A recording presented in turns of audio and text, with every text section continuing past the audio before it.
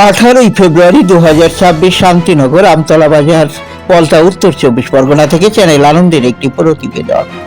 আমতলা বাজার থেকে জনসংযোগ ও গণ অর্থ সংগ্রহ কর্মসূচি পালন করল সিপিআইএম ব্যারাকপুর গ্রামীণ এরিয়া কমিটি।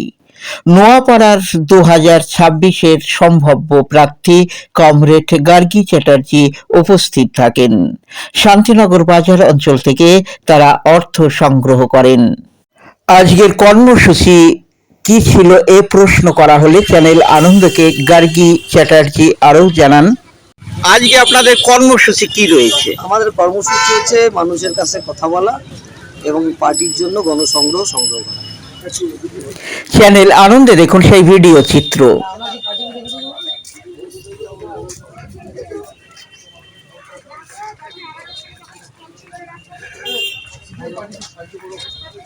না না আজকে নেই, বাজারে থাকলে কত ভালো।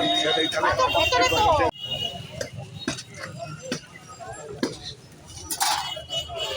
আরে রতন, তোমাকে সামনে খাওয়া উচিত। আসো, এটা আমাদের খেলা করতে বলো।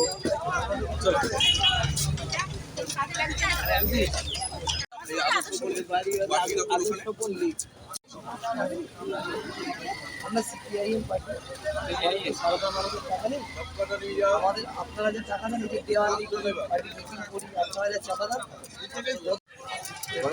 দাদা ডিস্টার্ব করলাম।